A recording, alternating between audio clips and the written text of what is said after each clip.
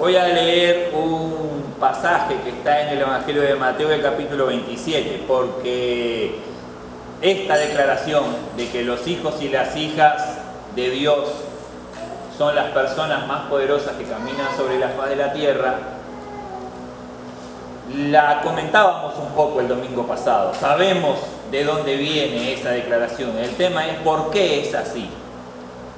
¿Por qué nosotros podemos decir que somos las personas más poderosas que caminan sobre la tierra? Mateo capítulo 27, el verso 51 dice así: y he aquí, el velo del templo se rasgó en dos, de arriba abajo, y la tierra tembló, y las rocas se partieron. ¿De acuerdo?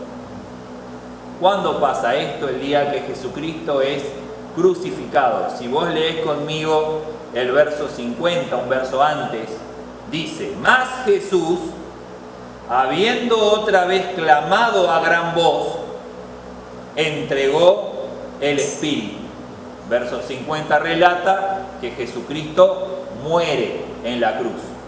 En el momento en que Jesucristo expira, muere en la cruz, dice el verso 51 que la tierra tiembla y el velo que está adentro del templo se parte de arriba a abajo. Dice que el velo se rasga.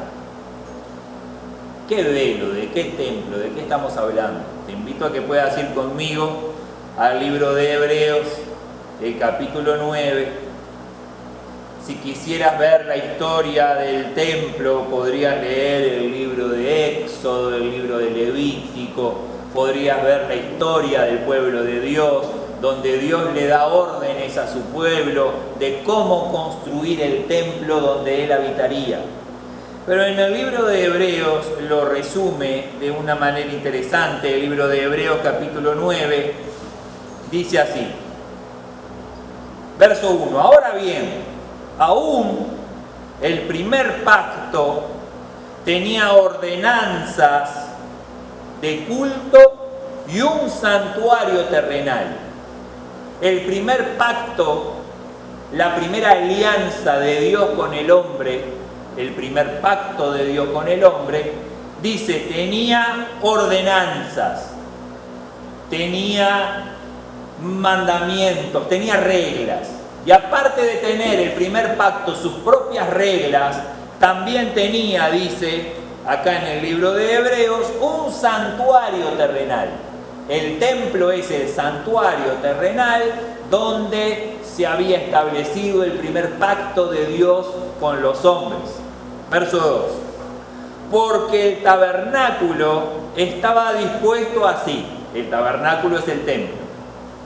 En la primera parte, llamada el lugar santo, estaban el candelabro, la mesa y los panes de la proposición. Tras el segundo velo estaba la parte del tabernáculo llamada el lugar santísimo. Hay una primera parte del templo que es el lugar santo y hay una segunda parte del templo llamado el lugar santísimo.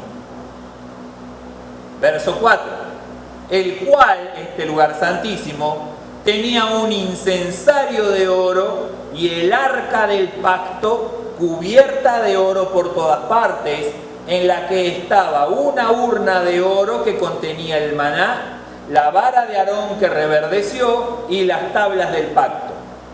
Y sobre ella los querubines de gloria que cubrían el propiciatorio, de las cuales cosas no se puede ahora hablar en detalle.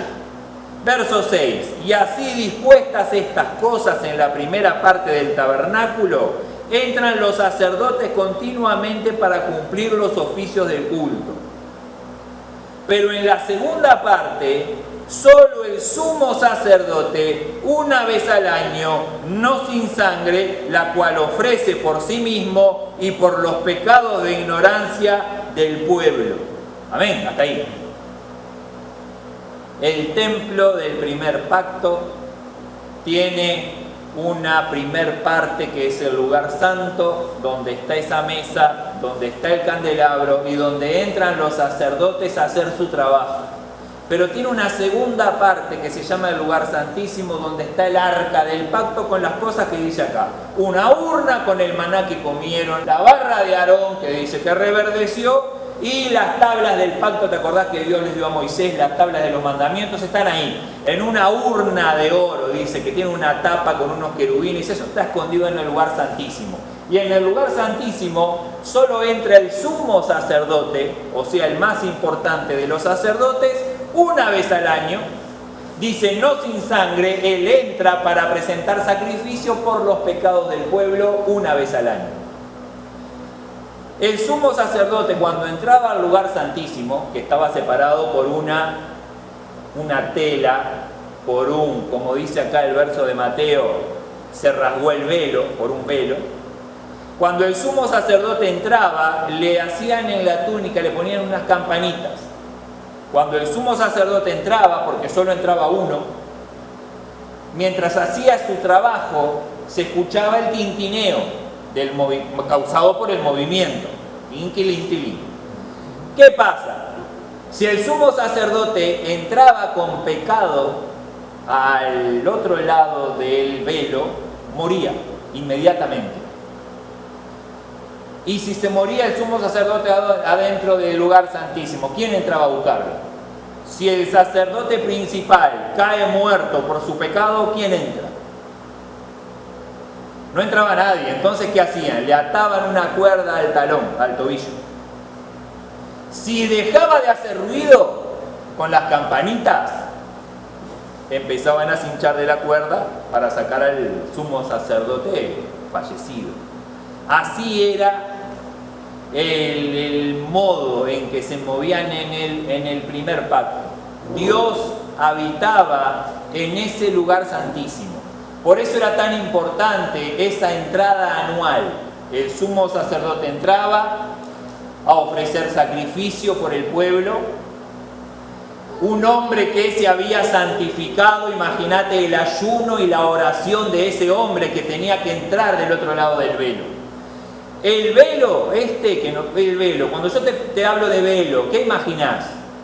Lo primero que se me viene a la mente a mí, por velo, es lo que usan en el casamiento, las mujeres que se ponían el velo. Pero el velo ese es transparente, más o menos se le veía la cara a la novia, levantaba el velo. Bueno, este velo del que está hablando tenía casi 18 metros de altura, porque ese era el tamaño del templo.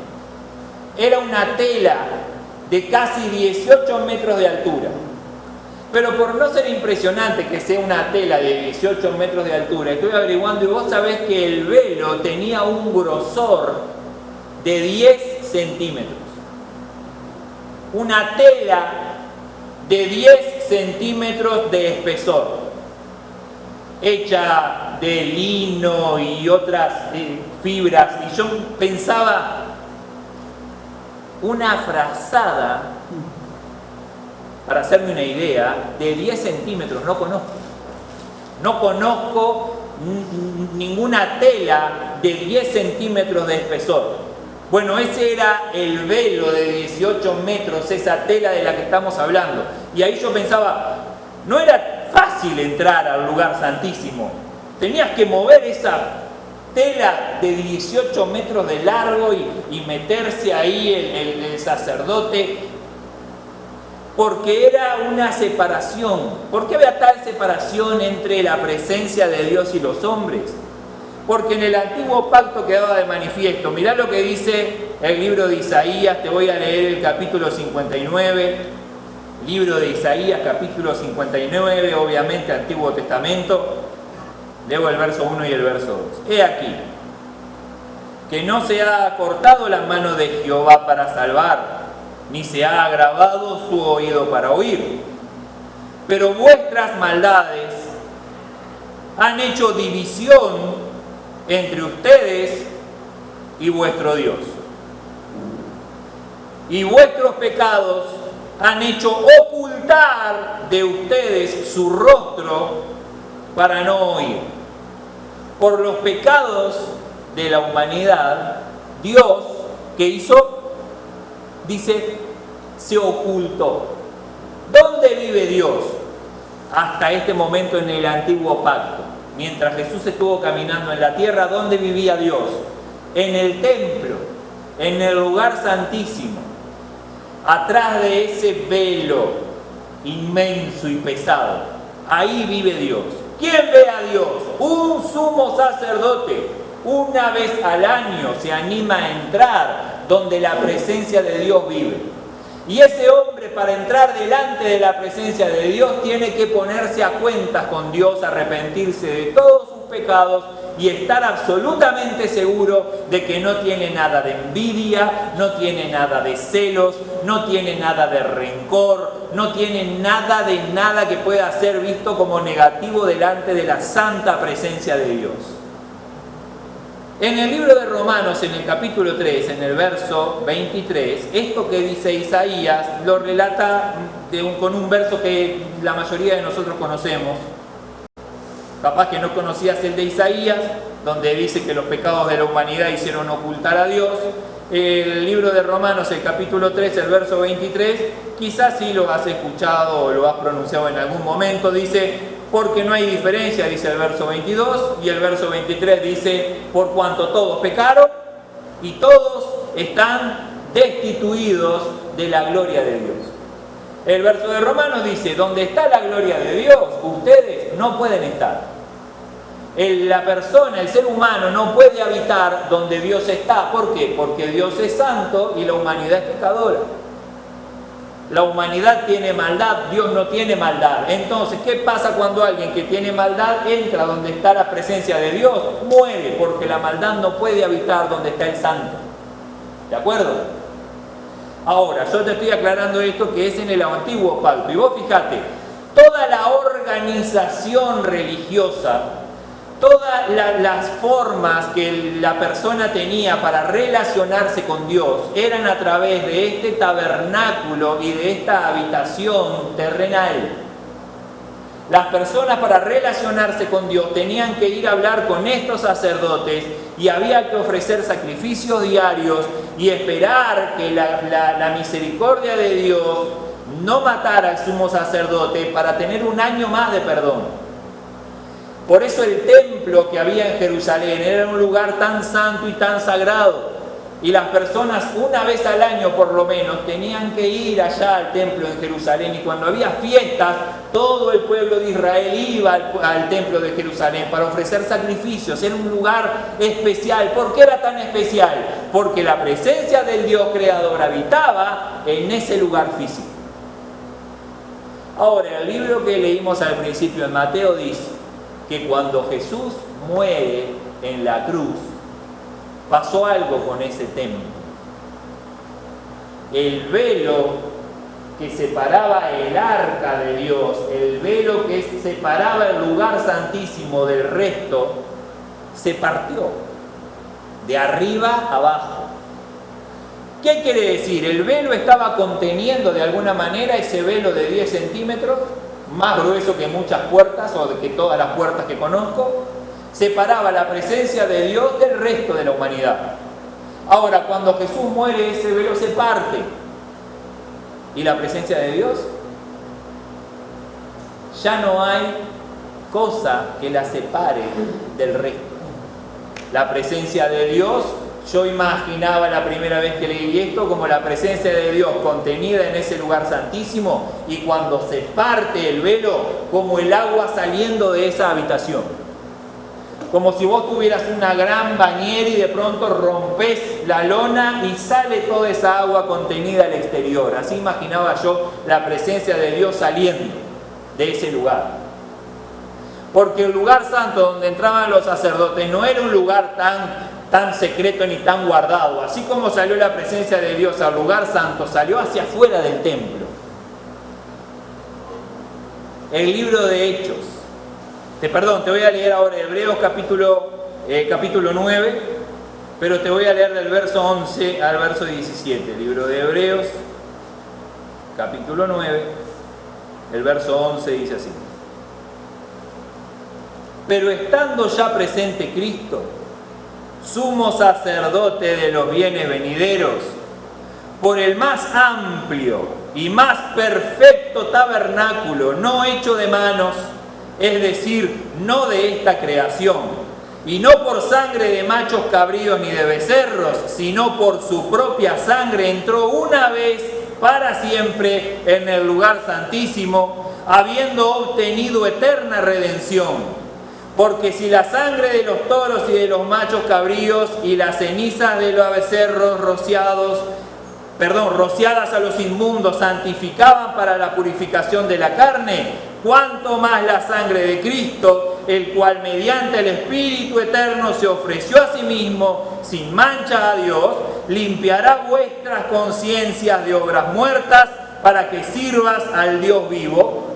Así que por eso es mediador de un nuevo pacto, para que interviniendo muerte para la remisión de las transgresiones que había bajo el primer pacto, los llamados reciban la promesa de la herencia eterna.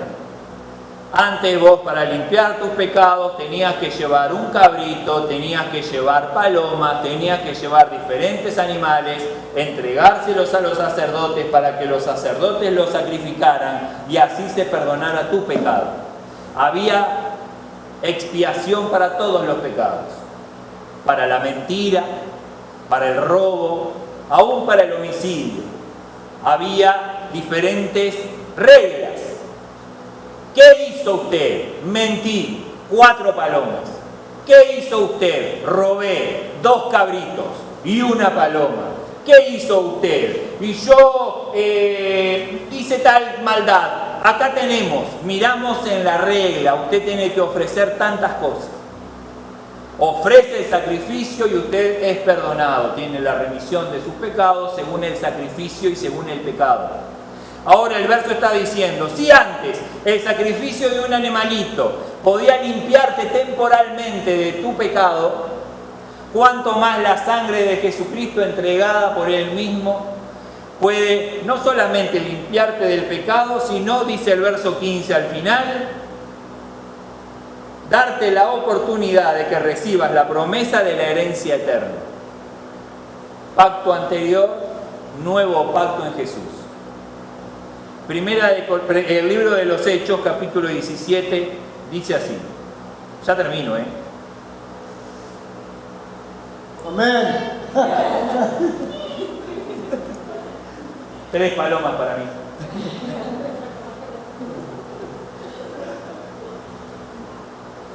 Hechos capítulo 17, el verso 24 dice así. El Dios que hizo el mundo y todas las cosas que en él hay, siendo Señor del cielo y de la tierra, no habita en templos hechos por manos humanas. ¿De acuerdo? El libro de los Hechos obviamente está escrito después de que Jesucristo murió y resucitó. El libro de los Hechos, por orden, nosotros lo tenemos después de los Evangelios. El libro de los Hechos está escrito por los seguidores de Jesús. Y los seguidores de Jesús saben que después que Jesús muere y resucita, ahora el Dios creador, que vivió hasta ese momento en un templo hecho por manos humanas, ya no habita más en templos hechos por manos de hombres. Había un antiguo pacto y ahora hay un nuevo pacto. La presencia de Dios vivía en un lugar llamado lugar santísimo, porque era lugar santísimo, porque Dios vivía ahí, pero cuando Jesucristo muere ese velo, esa puerta se parte y la presencia de Dios sale y inunda todos los lugares. ¿A dónde fue la presencia de Dios? Acá en el libro de los Hechos vemos que la presencia de Dios no salió de esa casa para ir a meterse en otro templo. No es que la presencia de Dios salió del lugar santísimo y se fue a Michelini 11:23 a meterse adentro del edificio que ahí existe, que ahora se llama Iglesia Evangélica Vino Nuevo. Por más que nos gustaría, no es así. Por más que nos gustaría, no es necesario que sea así.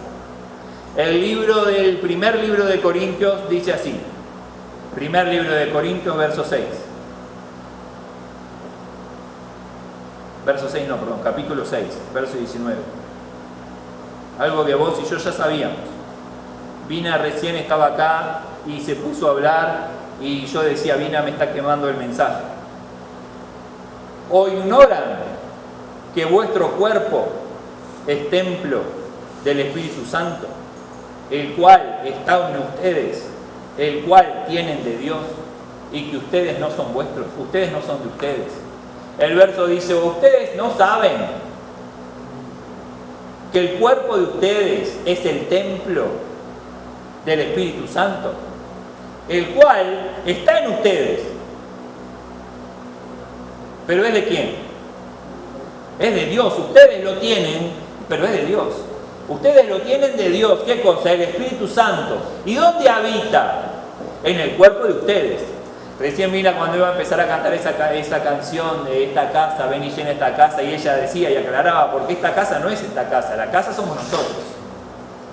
Y esto es algo que vos y yo no ignoramos. La mayoría de los cristianos no ignoran que son templo del Espíritu Santo.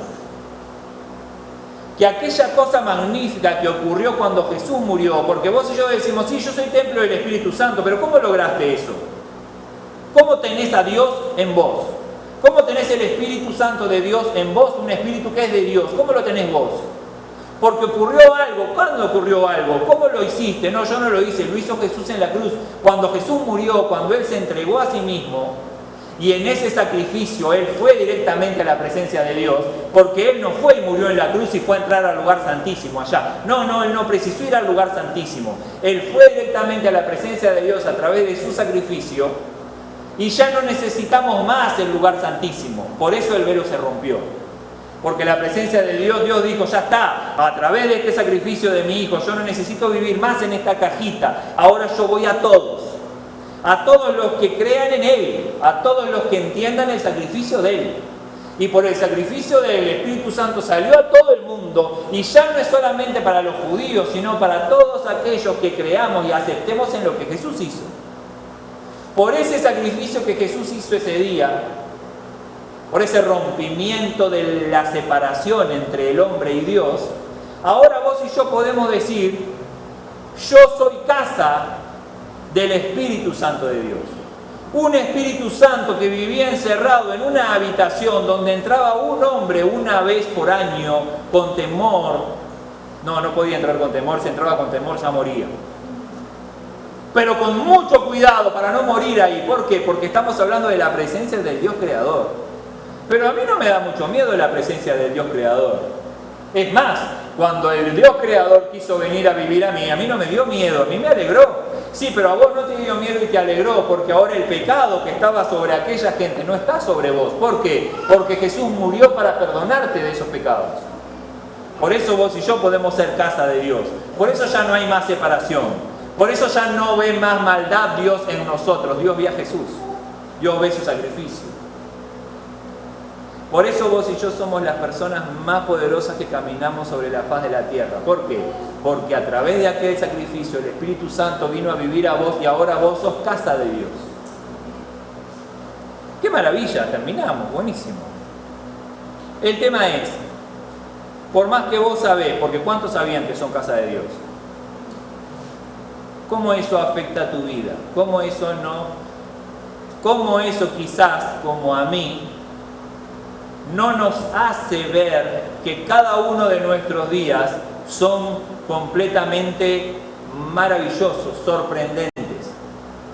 Que nosotros estemos viviendo en la tierra es algo, es un milagro, es una maravilla y es algo tan relevante. ¿Por qué? Porque vos sos casa de Dios. Puede ser que como a mí esta realidad no signifique muchas veces nada. Que aún así, siendo casa de Dios, nos enfrentamos a otras personas que quizás no son casa de Dios y nos sentimos inferiores. O es más, o te enfrentás con otras personas, sean cual sea, sean casa de Dios o no sean casa de Dios, pero te ataca un sentimiento de inferioridad, o temor, o angustia, o tristeza, o quizás una tristeza aún más profunda y una casi depresión, o mucho miedo, o mucha angustia, o mucha tristeza, o un montón de emociones y sentimientos que te impiden hasta avanzar, o creer, o soñar. Pero ¿cómo puede ser que esas cosas humanas nos afecten a nosotros si nosotros somos casa del Espíritu Santo de Dios? Yo estoy convencido que hay una guerra. El domingo pasado yo te decía, nosotros somos las personas más poderosas que hay sobre la faz de la tierra. Y hay una lucha que está desatada contra nosotros. Y estoy convencido que es esa lucha que los enemigos desatan sobre nosotros, que nos hacen a nosotros olvidar quiénes somos en Cristo y qué somos en Cristo. Y nos hacen a nosotros escuchar esta declaración, yo soy casa de Dios, y que esa declaración no tenga ningún efecto sobre mí. Que a mí me digan yo soy casa de Dios es lo mismo que me digan yo soy uruguayo. Es más, capaz que si me dicen yo soy uruguayo despierta en mí algún tipo de patriotismo, y sin embargo yo soy casa de Dios no despierta absolutamente nada. O yo soy de determinado partido político, puede quizás encender en mí algún tipo de llama de lucha, pero que me digan yo soy hijo, yo soy casa del Espíritu Santo no signifique nada. O cualquier otra cosa que diga, ay, yo soy hincha o parte de determinado club deportivo, y eso encienda en uno determinada pasión, pero el que te digan sos casa del Espíritu Santo no signifique nada. ¿Por qué? Porque la batalla que está desatada contra vos no es en contra de la declaración del partido político o del club deportivo o de la nacionalidad. Está desatada esa lucha contra todas las declaraciones que vienen a la verdad a decirte quién realmente sos en Cristo. Para que todas esas declaraciones no tengan efecto sobre tu vida. Pero el tema es, si antes había tanto cuidado y toda la estructura religiosa durante miles de años estaba orquestada y armada y organizada por un lugar físico donde vivía la presencia de Dios, ¿cómo puede ser que hoy esa misma presencia viva en cada uno de nosotros y no sea algo absolutamente sorprendente y maravilloso? Porque yo te digo, si vos ponías el templo de Jerusalén al lado de la casa o de la mansión más maravillosa, el templo de Jerusalén, ese edificio tenía una gloria mayor que esa mansión. Porque en esa mansión no vivía la presencia de Dios, la presencia de Dios vivía en el templo. Entonces para cualquier persona digan, esa casa es muy linda, pero acá está la presencia de Dios y acá hay una habitación donde vos podés entrar y morir por la santidad y la gloria que hay en esa habitación. Esta puede ser linda, pero esta es gloriosa. Hoy nosotros tenemos esa gloria en nuestro cuerpo. Y no podría ser de ninguna manera que nosotros, atesorando tal tesoro, nos sientamos comunes. Y no hablo esto para que nosotros salgamos pensando que somos mejores que nadie, porque no somos mejores que nadie, pero hay algo en nosotros que es glorioso. Y no es nuestro, y no se nos ocurrió a nosotros, y no morimos nosotros, Dios lo hizo. Pero hay una batalla que viene todos los días a nosotros para decirnos, no, vos no sos especial. ¿Quién te crees que sos vos? ¿Por qué vos te pensás que a vos te tiene que ir de determinada manera? ¿Por qué vos pensás que tus sueños van a salir adelante? ¿O por qué vos pensás que lo que vos digas va a hacer? ¿Quién te crees vos que sos? Y ahí es cuando nosotros tenemos que entender que cuando Jesús murió en la cruz y ese velo se rasgó, fue para que la presencia de Dios viniera a habitar en vos. ¿Sabés que hay un verso que dice que Jesús fue a la cruz por el gozo que le pusieron delante? ¿Y sabés que el gozo que le pusieron delante al Señor fue ver cómo su presencia entraba en vos? Y eso para Jesús fue un espectáculo maravilloso, ver cómo la presencia del Padre, que hasta ese momento vivía en una habitación vacía donde solamente era visitada por un hombre una vez al año, ver cómo la presencia de su Padre iba a salir al mundo y habitar en todas las personas que existen, como por ejemplo ustedes. Y ese espectáculo para Jesús fue de tan alegría y gozo que Él fue a la cruz, diciendo, si el espíritu de papá va a ir a vivir en Ernesto y en Milton y en Bebo y en Fernando y en Cintia, y va a vivir en... Yo voy a la cruz. ¿Por qué? Porque así tu espíritu va a poder vivir en ellos. Y eso llevó a Jesús a la cruz. ¿Qué cosa? Que el espíritu del Padre viviera en vos. Entonces no hay ninguna noticia que pueda empañar esto. Vos sos casa de Dios. Su presencia está habitando en vos. ¿Por qué? Porque Él quiso. Él quiso que así sea. Te voy a invitar a que puedas cerrar los ojos conmigo. te invito a que puedas cerrar los ojos conmigo en este momento y que puedas preguntarle al Padre, ¿por qué me elegiste para hacer tu casa? ¿Por qué me elegiste a mí para hacer tu casa? Tenías un templo maravilloso. ¿Por qué saliste de aquel lugar para venir a vivir en mí?